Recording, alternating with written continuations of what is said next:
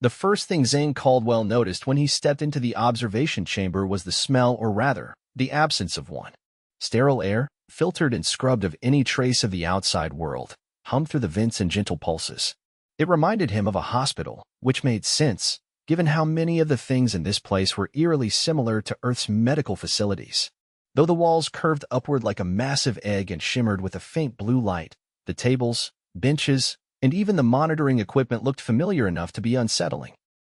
He scratched his forearm absently, where the ship's bioscanner had injected a tiny tracking chip earlier that morning. The prick still stung. Zane Caldwell. The voice came from overhead, smooth, genderless, and oddly polite. Please proceed to the central platform. He stepped forward, boots echoing against the smooth floor. A group of alien students stood clustered near a raised dais, their attention fixed on a tall figure in a matte gray uniform. The instructor, Tevik, was a species Zane couldn't even begin to categorize: thin-bodied, with skin like polished graphite and eyes that didn't blink. Tevik pointed a long, jointless finger towards Zane.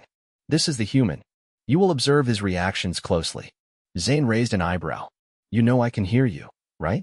Several students turned, blinking their wide, lidless eyes. One of them, a smaller alien with a translucent face and limbs that folded oddly, tilted his head towards Zane. We are to study your pain response. Your species exhibits unusually erratic thresholds. Erratic? Zane scoffed. Try situationally adaptable. A few of the students exchanged looks. One of them, a lime-colored creature with metallic-looking veins under her skin, stepped forward. You are known to scream from minor abrasions, yet engage in ritualized violence for sport. This contradiction defies clear classification. It's called football, Zane muttered. And yeah, that's accurate. Tevik gestured toward a chair with restraints. Please sit. We will begin with calibrated stimuli. Look, I agreed to help with your little study, but I'm not letting you fry my nerves or whatever the hell this is. You will not be harmed beyond recovery, Tevik replied. That's not comforting. Still, Zane sat down. The chair adjusted to his shape, wrapping softly around his back and legs. Restraints hissed into place over his arms before he could protest. Okay, well, this wasn't in the briefing. We require stability, Tevik said. Unrestrained movement could corrupt the data. Zane gritted his teeth. Fine. Just don't stick me with anything weird. The first test was mild. A tiny thermal probe pressed against his palm. Warmth, then heat, then borderline pain. Zane flinched slightly. All right, that's hot. What's the point of this again? To establish baseline reactions, the translucent-faced student said, scribbling something on a floating tablet. By the fifth test, they had moved on to electrical pulses. Zane twitched and muttered curses under his breath. Humans vocalize discomfort frequently, one student observed. We also vocalize when we're happy, sad, confused, tired, or bored, Zane said. Ever heard of context? Tevik remained silent. The test continued for another hour before the restraints released with a soft hiss. You're done with me? Zane asked, rubbing his wrists. For now, Tevik said. You will accompany Class 9 tomorrow for field observation. We require data in uncontrolled environments. Great. Nothing like getting zapped in the wild. The next morning, Zane met the students near the docking bay. They were suiting up in thin armor-like gear, while Zane wore a reinforced jacket and pants provided by the crew, a blend of synthetic fibers tougher than Kevlar. He adjusted the sleeves and followed them onto the transport vessel. The planet's surface was rocky and dry. Red-orange soil stretched for miles, punctuated by jagged cliffs and warped vegetation. The air was breathable, though dry enough to chap skin within minutes. The students fanned out, scanning the environment. Zane wandered near a rock outcropping, studying a set of tracks in the dust. Those look fresh, he called, crouching to get a better look. Behind him, the translucent-faced student stepped closer. Zane Caldwell, you are not to venture alone. A sound like tearing metal split the air. Something exploded out from the ridge above, all limbs and teeth and ridged armor. The students scattered. Zane barely rolled aside in time as the creature lunged past him, claws slicing the air. Run, he yelled, drawing the stun baton clipped to his belt. The creature turned, hissing. It was fast, but not smart. Zane ducked another swipe and jabbed the baton into its side. Electricity crackled. The beast screeched and staggered, then slammed its tail into Zane's leg. Pain shot through him. He fell hard, landing on his left arm. Something snapped. A hot, sharp pulse shot up to his shoulder. The students were yelling now, voices overlapping. Is he unconscious? He is bleeding. Why is he not screaming? Zane gritted his teeth, half sitting against a rock. Blood soaked his pant leg, leaking from a long gash in his thigh. His left forearm throbbed with every heartbeat. He couldn't move it. One of the students moved closer. You must remain still. We will call for evac. No time, Zane said through clenched teeth. That thing could come back. He pulled his backpack closer, rummaging one-handed through the supplies. The medkit was small but stocked. He found the gauze, antiseptic, and a suture kit. You are injured. You should not treat yourself. Zane looked up. I'm trained. You want to help? Hold the skin together. The lime-colored student hesitated, then knelt beside him. This is not standard protocol. Welcome to fieldwork. Zane poured antiseptic on the wound. He inhaled sharply but didn't yell. The alien flinched more than he did. Zane positioned the needle and thread. Hold it steady. The student pressed the edges of the wound together. Zane began stitching. Each pull of the thread sent shocks of pain through his leg, but he didn't stop. His breath came slow and even. The students watched in silence. One recorded the moment. You are in visible distress, the translucent-faced student said. Yet you do not request assistance, sedation, or halt the procedure. Zane tied off the last stitch. Because if I wait for help, I might bleed out. Or get eaten. Pain or not, I fixed the problem. He leaned back, sweat dripping down his face. His left arm still hung useless. One of the students scanned it. Fracture. Radius and ulna. Yeah, Zane muttered. Figured. Evac arrived 10 minutes later. By then, Zane had splinted his own arm using sticks and gauze. The aliens said nothing during the ride back. Their eyes never left him. 2 days later, he lay in the infirmary, arm in a cast, leg wrapped and elevated. Tevik entered without preamble. You have altered the curriculum. Zane looked up. I what? The students have revised their assumptions. Your reaction to pain was inconsistent with all previous data. I stitched my own leg shut. What did you expect? We assumed your species possessed low tolerance thresholds. You have demonstrated otherwise. It has. Unsettled them. Zane chuckled softly.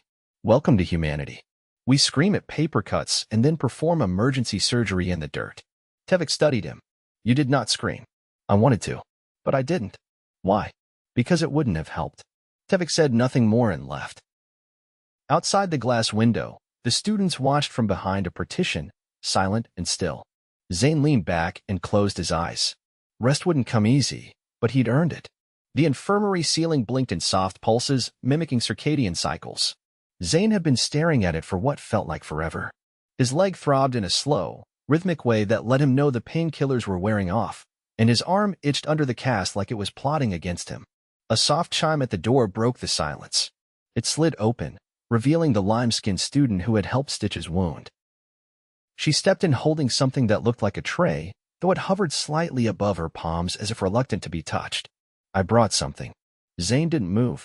Unless that's a cheeseburger with real bacon, I'm not sure I care. She blinked, twice in quick succession. It is a nutritional composite, calibrated to your species' recovery requirements. That's a hard no then. She set the tray on the counter anyway. Your nutrient needs are being monitored. Refusal will delay your tissue regeneration. He glanced at her. I didn't catch your name before. Or do you all just go by function and collective designation? She hesitated. My identifier is Syl. I am part of the cognitive observation branch. Nice to meet you, Syl. You're the one who held my leg together, right? Yes. It was not what I expected. Your skin is denser than simulation suggested. You're welcome, I guess. And thanks for not passing out. Syl tilted her head. Passing out is not a function we experience the same way. Lucky you. She moved closer, eyes scanning the readouts on the wall.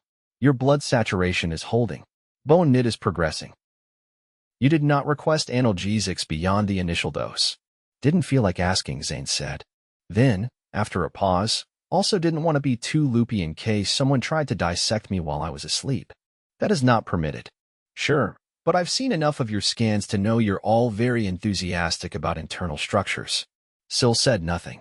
Instead, she reached into a pouch on her belt and pulled out a small device, no bigger than a matchbox. She extended it toward him. What's that? Zane asked. A neural phase translator. It records subjective experience and renders it into shared sensory memory. The others wish to understand what you experienced when you were injured. Zane stared at it for a long moment. You want to feel it? Yes. He leaned back. You're serious. I am authorized. He didn't take it. You do realize that's not going to be a walk in the park. I didn't black out, but I came close. It wasn't just pain. It was fear, adrenaline, calculation. You sure your minds can handle all that at once? Syl looked at him without blinking. We do not believe you handled it. That is what they want to confirm. He gave a short laugh. Well, at least you're honest. He took the translator and clipped it behind his ear. A faint warmth spread across his scalp. Syl activated her own. A moment later, her eyes widened not dramatically, just a subtle dilation of the pupils, but Zane saw it. She staggered a step and caught herself on the side of the bed. Still think I didn't handle it? He asked. She didn't answer right away. When she did, her voice was softer. You anticipated failure, and still proceeded. Yeah, Zane said. That's kind of the point. She deactivated the device. I will need time to process this. You and me both. She left without another word. 3 days passed. The swelling in Zane's leg went down, and the med techs finally allowed him to put partial weight on it. The ship's gravity was just shy of Earth standard, which helped. He could hobble around now, slowly, with the aid of a metal crutch that adjusted height automatically.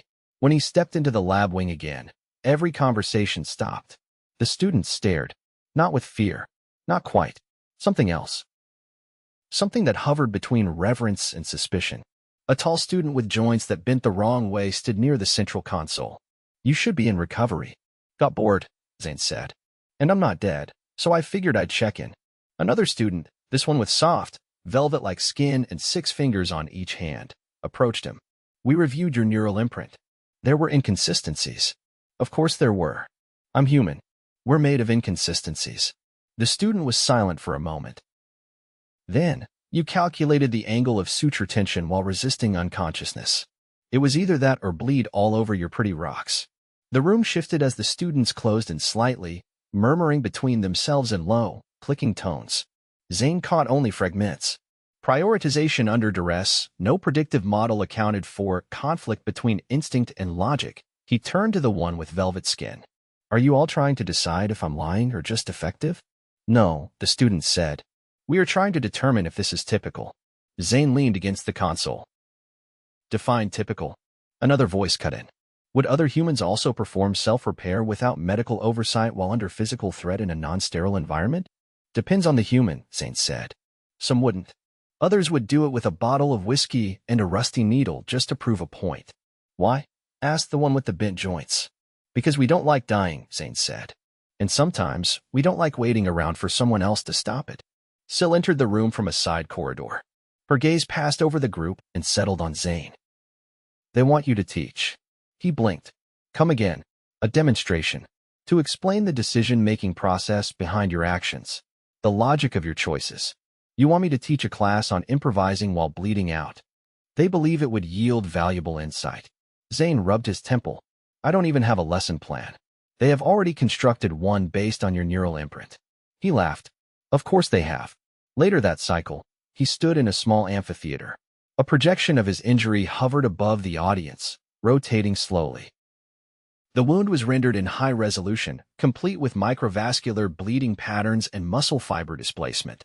Zane tried not to look directly at it. He faced the students. All right. So, first rule of not dying in the field. Panic later. Never during. The projection shifted, showing his hand holding the needle, the thread dragging through torn skin. There were better ways to do this, he said. Cleaner ones. But I didn't have better. What I had was time running out and a very large predator with a grudge. A student raised a hand or something analogous to it. Why did you not ask for assistance from the others present? Because they were watching, Zane said. Not doing. They are observers. Exactly. And I'm not. He walked slowly along the edge of the stage. Humans act. We screw up, sure. But we try. Standing still is not our strong suit. Syl stood near the back, arms folded, saying nothing. Another projection came up, this time showing the moment he splinted his arm. The angle was wrong. The pressure was uneven. But it worked. Improvisation, Zane said. That's our magic trick. We make do. sometimes badly. But we keep going. A student in the front row leaned forward. But your technique lacked precision. Better a crooked arm than no arm at all. Silence fell. He let it hang there for a moment. You think humans are fragile because we break easily. But we don't stay broken. That's the difference. The lights dimmed as the recording ended. One by one, the students filed out, quiet and thoughtful. Sil remained. You've disrupted the curriculum again. Zane shrugged. I'm consistent like that. She studied him. You should rest. Probably. But I've got a lecture to write. Next one's on field triage with zero equipment. You in? She didn't respond, but she didn't leave either. Zane sat on the edge of the stage, legs stretched out carefully, and reached for the data pad they'd given him. He scrolled through the proposed topics, most of which were wildly overcomplicating things. He deleted half the list. Then he started writing. The lab was warmer than Zane remembered, or maybe it was just the brace on his leg making everything feel a little closer than it was. He leaned forward on the adjustable stool, elbow braced on the bench, crutch leaning carelessly against the wall behind him. Sil was there again, seated across from him with a data slate hovering between them, rotating slowly to display a crude anatomical model of a human digestive tract. This isn't the topic I submitted, Zane said, squinting at the floating intestine. It was adjusted to better suit the curriculum, Sil replied. That's a nice way of saying someone decided I should talk about something other than field triage. Your last lecture caused several students to request a reevaluation of their pain response metrics. The administration prefers a less visceral focus today. Zane exhaled slowly through his nose. Fine. But if someone asks me why humans eat things that can kill them, I'm not sugarcoating it. Sil blinked once. That is the opening question. Zane's hand slapped lightly onto the bench. Of course it is. The classroom filled gradually. This time, there were more observers than students, researchers in long, layered robes, 2 instructors from the xenobiology division, and a floating drone that recorded every sound and movement without a hint of discretion. Zane adjusted the collar of his jacket and waited until the last seat was taken. All right, he began. Today's lesson is apparently about why humans eat things that can kill us. Spoiler, sometimes we do it on purpose. A ripple of shifting postures moved through the audience. He pointed a stylus at the model. This is the human digestive system. It's long, messy, and full of bacteria. Some of those bacteria help us break down food. Some are freeloaders. And some will kill us if they end up in the wrong place. The model zoomed in on the stomach. Zane tapped it. This part's important. Stomach acid. It's strong enough to dissolve bone fragments, though we don't recommend testing that. Some of us do anyway. A student with orange-hued skin and narrow vertical pupils raised a hand. Why ingest substances with known toxicity? Well, Zane said, sometimes it's by accident. Sometimes it's tradition. And sometimes it's because we figured out how to neutralize the dangerous parts. Take fugu. That's a fish. Contains lethal neurotoxins. We eat it anyway. Why? Because it's a challenge. And because we're not always rational. There was a pause. You consume mortal threats for entertainment? Zane scratched his chin. Yeah, that tracks. Another student leaned in. And the pain that follows? Some pain is part of the deal. Ever had hot sauce? We do not consume capsaicin. He grinned. Try it. Tastes like fire. Hurts like betrayal. But it clears your sinuses. And it's addictive. Sil tilted her head. You were suggesting pain is recreational? Sometimes. There's a line between pain that warns and pain that exhilarates. We dance on it.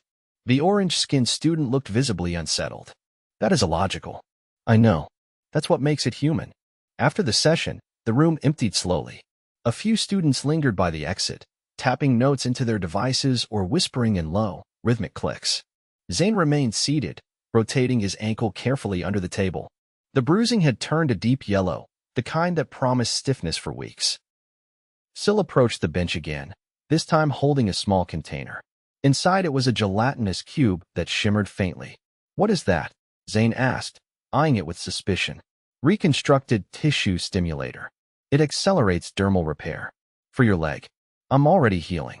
It will reduce recovery time by several rotations. Zane took the cube, feeling its dense texture through the wrapping. Appreciate it. You have altered our understanding of pain responses, Sil said, but also of resilience. There is debate now among the faculty. Let me guess. Half of them think I'm an outlier and the rest think I'm lying. Approximately. He stood slowly, testing the leg. Well, tell them this. When a human's in pain, it's not just about the damage. It's about what happens afterward. We make meaning out of it. Sometimes that's what keeps us going. Syl watched him for a moment. You are not what we expected. Good. Expectation kills curiosity. Later that cycle, Zane returned to the infirmary for a follow-up scan. The med-tech, an avian species with translucent feathers and a voice like wind through reeds, guided him to the imaging station without small talk, which he appreciated. You may experience mild discomfort, the tech said. I've been through worse. The scanner passed over his leg with a low hum. The display showed a clean line of scar tissue forming beneath the outer layer of skin. The bone was knitting in a nearly straight alignment. The tech adjusted the image view. You realigned the fracture manually? Zane nodded. Had to. Didn't have splints handy, so I used what I could find. Remarkable. Alignment is within tolerances. Just barely, I bet. The tech folded its wings. Your kind continues to surprise us. I get that a lot. Back in his quarters, Zane sat on the edge of the sleeping platform, the stimulator cube resting on the table beside him. He hadn't used it yet. The wound was healing fine on its own, and something in him wanted to let it finish the old-fashioned way. The door chimed. He considered ignoring it, then sighed and limped over. Syl stood there holding a folded bundle of synthetic fabric. She held it out without ceremony. What's this? Modified environmental gear. For your next field outing. There's going to be another one? There doesn't need to be. But some of the students requested it. Zane raised a brow. Seriously? They want to understand your improvisation methods in unstructured terrain. With live variables. Zane laughed. They want to watch me trip over rocks again. Possibly. He took the gear. It was light but rugged, designed for uneven terrain and fast movement. Someone had even reinforced the knees, probably a nod to his last landing. Syl lingered. They do not fear you, but they do not fully understand what you are. Good, Zane said. Neither do we. That night, he sat with the stimulator cube in hand, turning it over slowly. It would erase the scar, restore the skin to its original state, leave no trace of what had happened. He set it back on the table. The scar could stay. The next morning, he arrived in the training dome. The students were already waiting, lined up beside a mock terrain field dotted with obstacles, inclines, and simulated hazards. No one spoke until he crossed the threshold. This time, Zane said, you're not just observing. The lime-skinned student stepped forward. What do you mean? You're doing it with me. Improvisation only works if you're in it. Several students exchanged glances. One clicked in what Zane had come to recognize as hesitation. Fear's fine, he said. It means you're paying attention. But don't let it stop you. They hesitated, then followed him onto the field. By the end of the cycle, 2 students had minor sprains. One had nearly fallen into a camouflaged pit, and another had accidentally triggered a smoke trap Zane had set earlier. He demonstrated how to splint a twisted joint using only a belt and a thermopad. One student replicated it with perfect accuracy. You can't plan for everything, Zane told them as they sat in a circle afterward, catching their breath. But you can prepare for anything.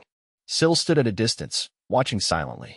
When the lights dimmed and the students dispersed, she approached. It worked, she said. Yeah. They learned something? They experienced uncertainty. And responded. Zane nodded. That's how it starts. As they left the dome together, the artificial sky shifted to mimic twilight. The stars above weren't Earth's, but they were steady. Zane glanced at Syl. Still think we're erratic? Yes, she said. But I no longer think that means broken. He smiled, not out of pride, but something quieter. Good.